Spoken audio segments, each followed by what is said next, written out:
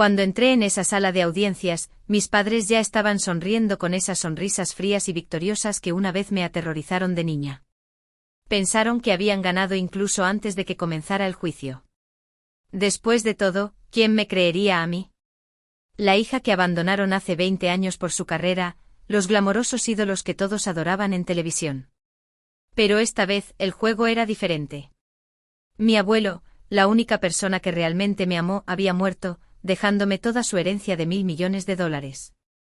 Y ahora las personas que una vez me dejaron llorando en su puerta me estaban demandando por ella mientras yo estaba parada frente al juez. Mi corazón latía con fuerza. Luego él levantó la vista, estudiándome por un largo momento. De repente sus ojos se abrieron. «Espera», dijo con la voz temblando. «¿Eres tú?» La sala se quedó en silencio. Las expresiones de suficiencia de mis padres se resquebrajaron porque se dieron cuenta de que la verdad estaba a punto de destruir su mentira perfecta. Yo tenía 5 años el día que mis padres se desvanecieron de mi vida. El sol en Santa Bárbara fue cruel esa tarde. Demasiado brillante, demasiado caliente, quemando todo lo que tocaba, excepto la parte de mí que se quedó fría. Mi madre Isabella se arrodilló frente a mí con su vestido blanco de verano. Su perfume cargado de lilas y mentiras. «Pórtate bien con el abuelo, ¿de acuerdo, cariño?», dijo forzando una sonrisa. Su lápiz labial era demasiado rojo, sus ojos demasiado secos. Mi padre, Gabriel, estaba de pie junto al coche golpeando el capó con impaciencia. «Isa, vámonos. Perderemos el vuelo». «¿Vuelo?», pregunté agarrando el dobladillo de su vestido. «¿A dónde van?» «¿Puedo ir yo?» Ella se quedó inmóvil por un latido. «Es solo un viaje corto, mi amor. Volveremos antes de que te des cuenta». Pero incluso a los 5 años, escuché el temblor en su voz. No me abrazó. Besó el aire cerca de mi mejilla, sus pendientes rozaron mi cara. Luego se dio la vuelta y se fue, sus tacones haciendo clic como una cuenta regresiva. La puerta del coche se cerró de golpe, los neumáticos giraron en la grava, y su convertible plateado desapareció detrás de los altos portones de hierro. Corrí tras él hasta que mis pulmones gritaron, hasta que mis pequeñas piernas se rindieron. El olor a polvo y gasolina llenó mi nariz. Grité por ellos, pero la única respuesta fue el viento y el grito lejano de las gaviotas. Luego una mano se posó en mi hombro, firme, cálida, reconfortante. El abuelo Ricardo se arrodilló a mi lado. Él no era el tipo de hombre que hablaba deprisa. Cada palabra que decía llevaba el peso de la verdad, y sus ojos grises se suavizaron mientras me cepillaba la tierra de las rodillas. «Ellos no saben lo que han perdido, mi amor», murmuró, su voz temblando solo un poco. Pero tú, hizo una pausa, levantando mi barbilla para que encontrara su mirada. «Tú nunca más serás una persona no deseada». Me levantó en sus brazos como si no pesara nada y me llevó de vuelta a la mansión. Recuerdo que apoyé mi cabeza en su hombro, escuchando el ritmo constante de su corazón. Fue la primera vez que me sentí segura ese día. Esa noche me senté en la enorme cocina, balanceando mis piernas desde el taburete alto mientras él mismo me preparaba cacao. Sin sirvientes, solo él. «¿Te gusta con malvaviscos extra, verdad?», preguntó con una pequeña sonrisa. Asentí a través de las lágrimas que no cesaban. Cuando me arropó en la cama, la casa se sentía demasiado grande, el silencio demasiado profundo. El tic-tac del reloj de pie sonaba como pasos que nunca regresarían. «Volverán por mí», susurré. Él dudó, luego me acarició el pelo. «Algunas puertas, mi querida Elena, una vez cerradas, deberían seguir así». Antes de apagar la lámpara, añadió en voz baja. «Pero nunca tendrás que perseguir el amor de nuevo. De ahora en adelante vive justo aquí». Y mientras las sombras se estiraban por la habitación, agarré su mano y le creí. Esa fue la noche en que dejé de esperar a mis padres y comencé a pertenecer a alguien que nunca se fue. La vida con el abuelo Ricardo no se parecía en nada a las películas sobre multimillonarios. Su mansión se alzaba sobre los acantilados de Santa Bárbara con vistas al Pacífico como una fortaleza tranquila. Pero dentro no había fiestas ostentosas ni un sinfín de personal apurado. En cambio había estructura, disciplina y sobre todo propósito. Me despertaba a las 6 todas las mañanas. «Arriba, Elena». El mundo no espera a los perezosos, decía, golpeando suavemente mi puerta. Yo me arrastraba hasta la cocina donde él ya estaba sentado con su café negro y un periódico extendido sobre la encimera de mármol. Lee esto, decía, señalando los titulares. Luego dime lo que no están diciendo. Al principio, no entendía. Yo solo era una niña tratando de terminar su cereal. Pero a medida que pasaron los años, aprendí su verdadera lección. Nunca tomes una historia al pie de la letra. La verdad, creía él, siempre vivía debajo de la superficie, y a veces tenías que cavar a través de la suciedad para encontrarla. Era el fundador de Industrias Montes, una empresa global de transporte marítimo y logística que conectaba continentes. Pero para él, el imperio importaba menos que la integridad. El dinero, decía a menudo, es como el agua salada. Cuanto más bebes, más sed tienes. Así que asegúrate de que tu sed sea por las cosas correctas. Vi cómo la gente lo trataba. Los políticos le estrechaban la mano. Los abogados buscaban su consejo. Y los empleados temían decepcionarlo. Sin embargo, nunca fue cruel, solo firme, justo y honesto. Cuando cumplí 10 años, me llevó a su oficina por primera vez. Las torres de cristal del centro brillaban contra el atardecer. Dentro, todos lo saludaban con respeto y a mí con curiosidad. Ella es mi nieta, me presentó con orgullo. Algún día ella hará preguntas más difíciles que cualquiera de ustedes. Recuerdo que sonreí tímidamente mientras él ponía su mano en mi hombro. No se trataba de prepararme para el poder. Se trataba de enseñarme a ver el mundo con claridad. Todos los fines de semana, nos llevaba al centro comunitario que él financiaba. Mientras otros multimillonarios donaban por publicidad, el abuelo se quedaba horas ayudando a los niños a leer o enseñándoles a llevar la contabilidad. El poder no significa nada, me susurraba. Si lo usas para ascender solo. A los 16 años encontré las caras de mis padres de nuevo, esta vez en la televisión. Se estaban riendo en una alfombra roja en Los Ángeles, promocionando un reality show sobre segundas oportunidades. Recuerdo que agarré el control remoto con tanta fuerza que mis nudillos se pusieron blancos. El abuelo entró en la habitación en silencio, mirando la pantalla.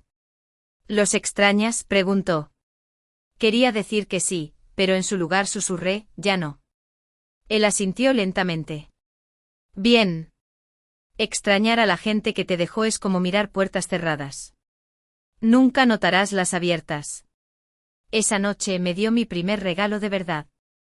Un viejo diario encuadernado en cuero. Para tu verdad, dijo. Algún día el mundo intentará reescribirla. No los dejes. No me di cuenta entonces, pero ese diario un día me salvaría en la misma sala de audiencias donde mis padres intentaron destruirme. La mañana en que mi abuelo murió, el mundo se sintió mal. El aire estaba demasiado quieto, el océano demasiado silencioso. Lo encontré en su estudio, desplomado sobre su escritorio, sus gafas de lectura aún descansando sobre las páginas abiertas de su diario. Lo último que había escrito era solo una línea: la verdad en las manos equivocadas se convierte en veneno. No lloré de inmediato. Simplemente me quedé allí, insensible, mirando al hombre que había sido mi mundo. El hombre que había reemplazado todo lo que había perdido. Cuando el dolor finalmente llegó, me desgarró como una tormenta. El funeral atrajo a media ciudad. Multimillonarios, jueces, expresidentes, todos querían ser vistos honrando a Ricardo Montes, el hombre que construyó un imperio con honestidad. Pero todo lo que yo quería era una hora más con él, una lección más, una taza más de cacao en una noche lluviosa. Luego los vi a mis padres parados cerca de la primera fila, vestidos con ropa de diseñador negra, sus gafas de sol ocultando sus expresiones. Mi madre, Isabella, lloraba en un pañuelo de encaje. Pero incluso desde la distancia, podía darme cuenta de que las lágrimas eran falsas. Mi padre, Gabriel, parecía aburrido, como si preferiría estar en cualquier otro lugar. Cuando terminó la ceremonia, se acercaron a mí por primera vez en 22 años.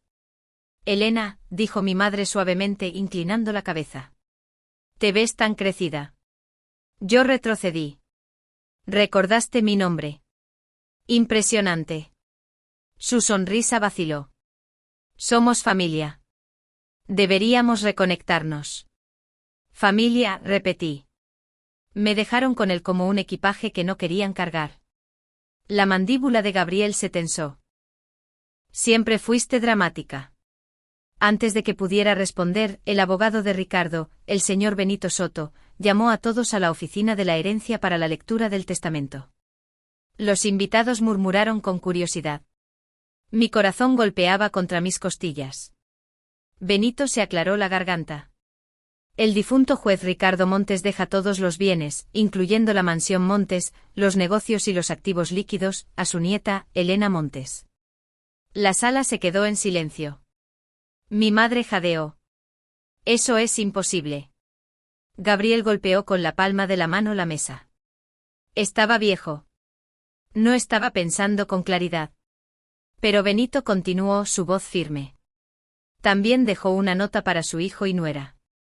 Dice, aquellos que se alejan de la verdad por comodidad ya han perdido su herencia. Los labios de Isabella se separaron, su voz temblando. Él no puede hacer esto. Somos sus hijos. Benito la miró directamente. Él ya les dio todo lo que importaba, una oportunidad de ser decentes. La desperdiciaron.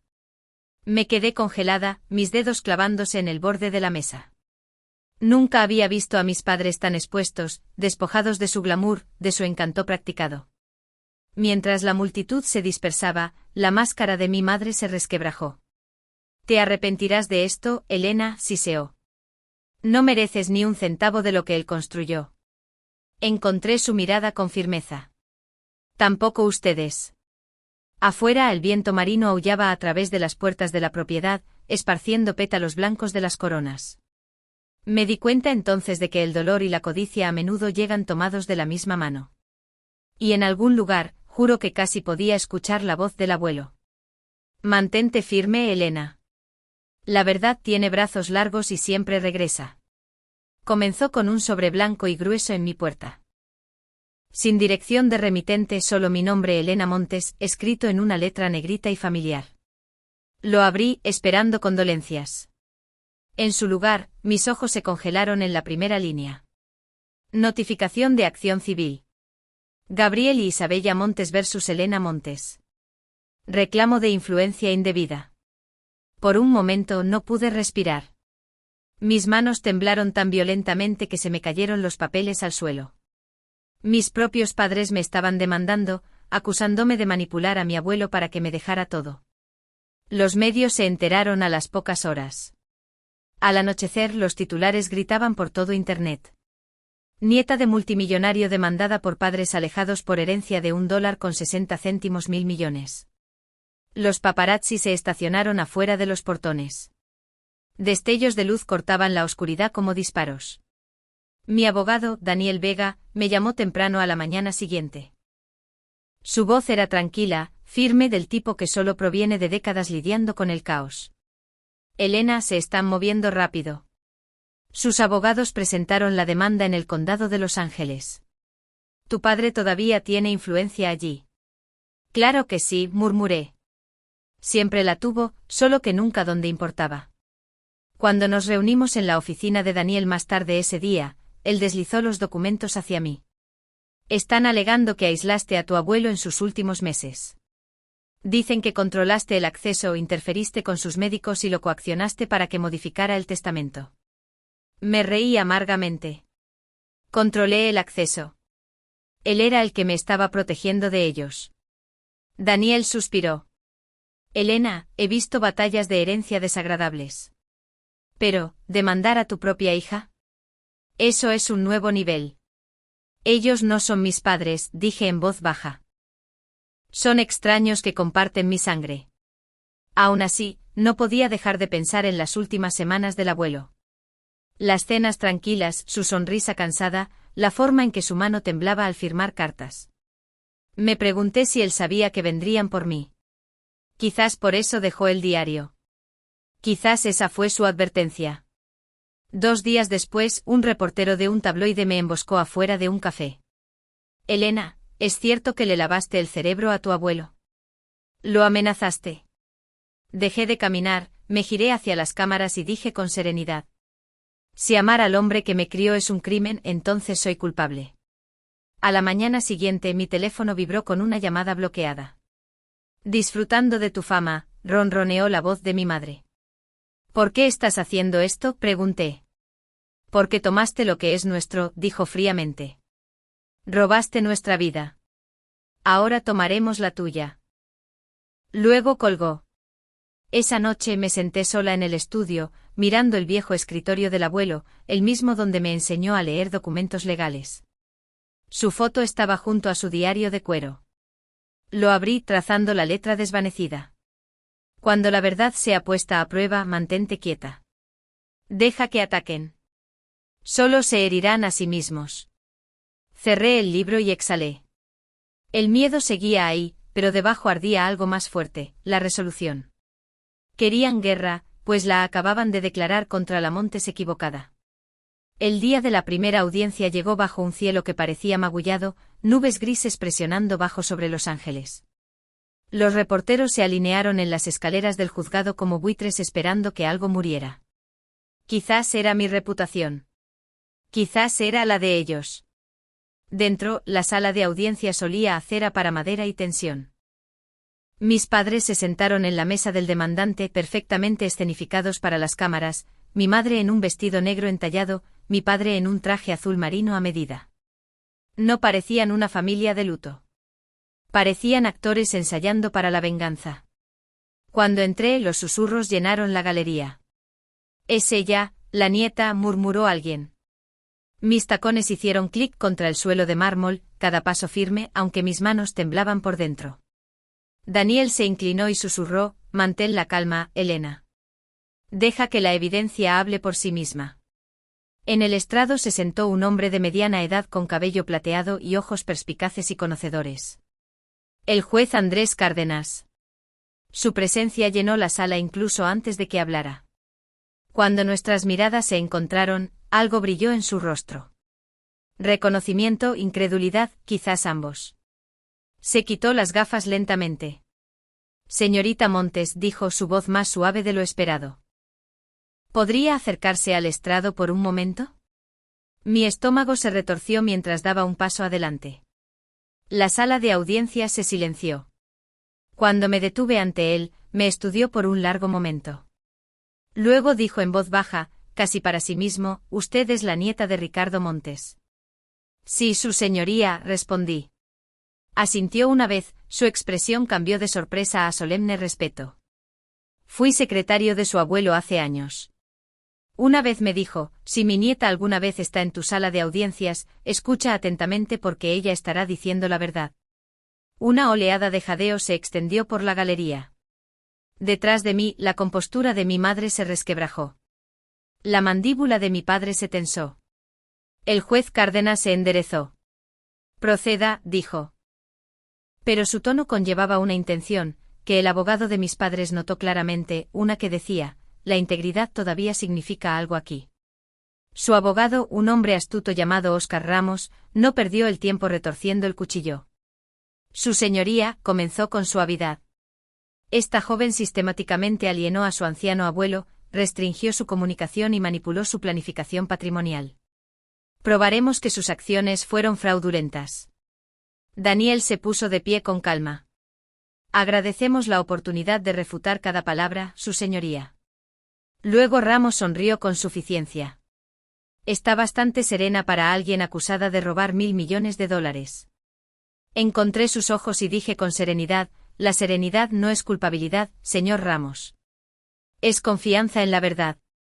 Un murmullo de aprobación se extendió entre los observadores. Incluso la boca del juez Cárdenas se torció en lo que pudo haber sido una sonrisa reprimida. A medida que comenzaron los procedimientos, intentaron todo. Correos electrónicos retorcidos, cartas mal citadas, declaraciones seleccionadas del personal. Pero cada vez Daniel contrarrestó con pruebas documentadas, líneas de tiempo claras y testigos leales al nombre del abuelo. Aún así, lo peor vino cuando mi madre tomó el estrado. Su voz tembló perfectamente. «Solo queríamos reconectarnos con nuestra hija», dijo entre lágrimas, secándose los ojos. «Pero Elena, ella nos apartó.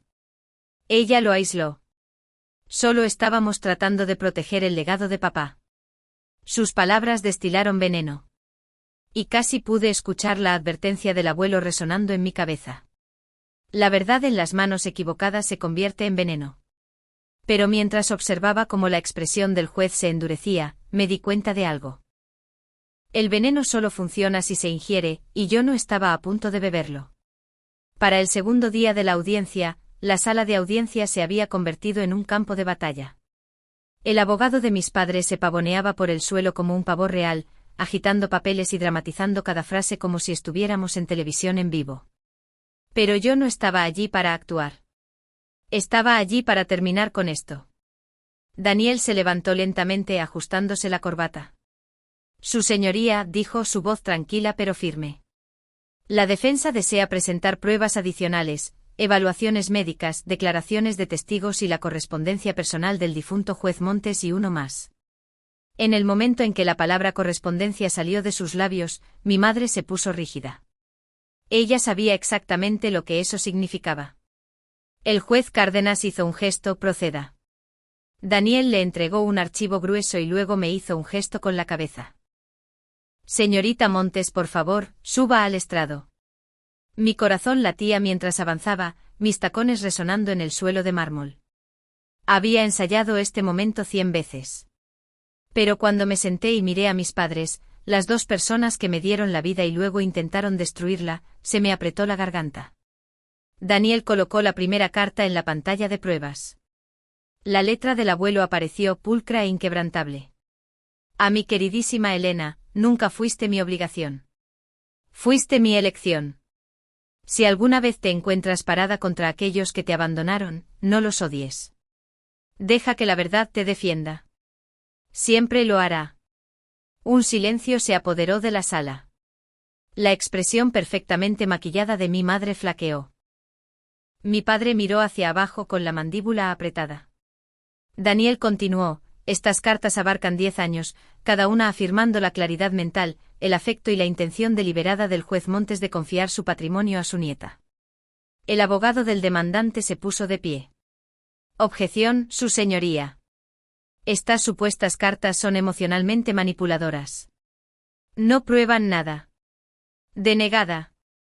El juez Cárdenas dijo bruscamente. La intención del difunto es precisamente el asunto bajo revisión. Continúe, señor Vega. Daniel me hizo un pequeño gesto con la cabeza. Era mi señal. Saqué el diario encuadernado en cuero que el abuelo me había dado cuando cumplí 16 años. Sus páginas estaban gastadas. Su lomo estaba agrietado por años de uso. Dije suavemente, era el diario de mi abuelo. Escribía en él todas las noches hasta la semana en que murió. Volteé a la última entrada. La tinta era tenue pero firme. Mi hijo y su esposa viven para las apariencias. Mi nieta vive para la verdad. El patrimonio debe ir a ella, no como una recompensa, sino como una salvaguarda. Ella lleva mi conciencia donde yo ya no puedo llevarla yo mismo. El silencio que siguió fue pesado, sagrado. La máscara de mi madre finalmente se rompió. Estaba enfermo. No sabía lo que estaba diciendo. Gritó, levantándose de su asiento. Ella le lavó el cerebro. El juez Cárdenas golpeó el mazo.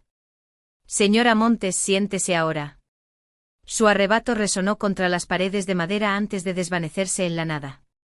La miré a ella, a la mujer que me dio a luz, pero que nunca me vio de verdad, y dije en voz baja, nadie le lavó el cerebro, madre.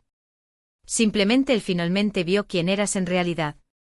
Y al decirlo por primera vez en años me sentí como su nieta de nuevo, no como su peón. El tercer día del juicio se sintió como el día más largo de mi vida. Cada respiración, cada susurro, cada crujido de una silla resonaba dentro de mi cráneo como un trueno. Me senté en la mesa de la defensa, mis dedos entrelazados firmemente en mi regazo, mirando fijamente al frente. Frente a mí mis padres susurraban a su abogado, sus alguna vez confiadas sonrisas ahora frágiles y tensas. El juez Cárdenas entró en la sala, sus túnicas ondeando, su expresión indescifrable. La audiencia se silenció al instante. Tomó asiento, barajó los papeles ante él, luego me miró. Por un segundo fugaz, pensé que vi algo como orgullo en sus ojos. Esta corte comenzó a revisar todas las pruebas presentadas, testimonios y correspondencia del difunto juez Ricardo Montes. Su tono era tranquilo, mesurado, el tipo de voz que podía cortar las mentiras sin subir de volumen. Lo que veo ante mí no es un caso de manipulación. Es un caso de codicia mal ubicada. Un suave murmullo se extendió por la sala. La mandíbula de mi padre se tensó. Las manos de mi madre comenzaron a temblar. Los demandantes, continuó Cárdenas, han fallado en proveer evidencia de que la acusada ejerció influencia indebida. Por el contrario, las propias cartas, informes médicos y el testamento del difunto demuestran un juicio sensato y deliberado. Hizo una pausa, sus ojos recorrieron a mis padres. Por lo tanto, la Corte desestima las reclamaciones del demandante en su totalidad. El testamento del juez Montes se mantiene. El patrimonio pertenece a la señorita Elena Montes. Por un latido, hubo silencio. Luego los reporteros jadearon, las plumas rasparon, las cámaras destellaron. Pero yo no me moví. Simplemente me quedé allí congelada, mi pulso resonando en mis oídos. El juez Cárdenas miró directamente a mis padres. La justicia, dijo claramente, no se pone del lado de la sangre. Se pone del lado de la verdad. Mi padre se desplomó en su silla como si las palabras lo hubieran golpeado físicamente. Mi madre miró al suelo con los labios separados, pero sin palabras. El mazo cayó, un único y fuerte golpe que se sintió como el final de una guerra. Cuando finalmente me puse de pie, mis rodillas casi cedieron. Daniel me tocó el hombro ligeramente. Se acabó, susurró. Lo lograste. Pero no se sintió como victoria. No de la manera en que la gente lo imagina.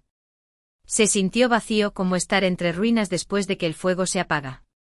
Mientras me giraba para irme, la mano de mi madre se disparó, agarrando mi muñeca. Sus uñas se clavaron en mi piel. ¿Crees que esto te hace mejor que nosotros? Siseó. Te arrepentirás de esto, Elena. Terminarás sola, justo como él. Encontré sus ojos, tranquila pero inquebrantable. Prefiero estar sola que vacía, dije soltándome. Afuera, la luz del sol me golpeó como una llama purificadora. La multitud se abalanzó, los micrófonos se acercaron a mi cara, las preguntas se superponían. ¿Cómo se siente ganar? ¿Qué harás con el dinero? Me detuve en las escaleras del juzgado, la brisa de California tirando de mi cabello. No se trataba de dinero, dije en voz baja, lo suficientemente alto para que las cámaras lo captaran. Se trataba de la verdad. Esa noche me senté junto al retrato del abuelo, los papeles del veredicto a mi lado, y susurré, tenías razón. La verdad realmente tiene brazos largos. Y hoy, finalmente regresó. Pasaron semanas después del veredicto, pero la paz no llegó fácilmente. Los reporteros finalmente pasaron al siguiente escándalo. Sin embargo, el silencio que siguió se sintió ensordecedor. El patrimonio era legalmente mío ahora. La mansión en los acantilados, las empresas, el legado, pero sin el abuelo. Todo se sentía como un museo de fantasmas. Cada noche caminaba por el largo pasillo bordeado de sus retratos, escuchando ecos de su voz en el crujido de las tablas del suelo. El poder no significa nada si no puedes dormir con tu conciencia. Por primera vez dormí sin miedo, pero no sin dolor. Entonces, una tarde, mientras el sol se derretía en el Pacífico y pintaba el cielo en tonos carmesí, mi teléfono sonó. La pantalla mostraba un número desconocido. Dudé antes de contestar. Hola. Una pausa, luego una voz temblorosa. Elena. Era mi padre, Gabriel. Por un momento no pude respirar. El mismo hombre que me había gritado en la corte ahora sonaba más pequeño, frágil. Yo. Leí el diario, dijo en voz baja. Las palabras de tu abuelo. No quería creerlas, pero no pude parar.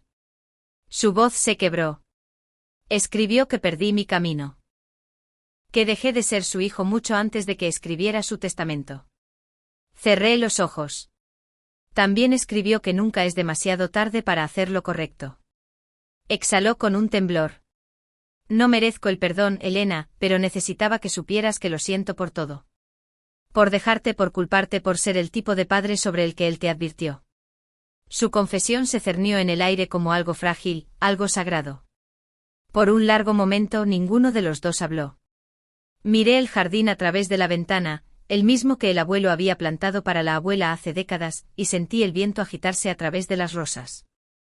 No sé si puedo perdonarte, susurré. Pero sé que el abuelo habría querido que lo intentara. Aceptaré eso, dijo suavemente. Es más de lo que merezco. Antes de colgar, añadió, me recuerdas a él, sabes, por la forma en que mantienes tu posición. Después de que terminó la llamada, me quedé sentada durante mucho tiempo, mirando el horizonte. El mundo estaba tranquilo de nuevo, no pesado esta vez, sino sanador. Salí al jardín descalza, la hierba fresca bajo mis pies. El sol se había hundido bajo las olas, dejando un suave resplandor ámbar sobre la propiedad. En mis manos, llevaba el viejo diario del abuelo. Volteé a la última página donde sus últimas palabras estaban escritas en tinta desvanecida. La verdadera justicia no se encuentra en la sala de audiencias, sino en los corazones de aquellos que siguen creyendo en ella. Sonreí a través de las lágrimas que finalmente llegaron. Yo creo, abuelo, susurré. Siempre lo haré. En algún lugar del viento casi pude escuchar su respuesta. Tranquila, orgullosa y gentil. Entonces finalmente puedo descansar, mi niña. Y mientras la brisa del océano barría las rosas, me di cuenta de algo hermoso. Se había hecho justicia. Pero el perdón, esa era la verdadera herencia.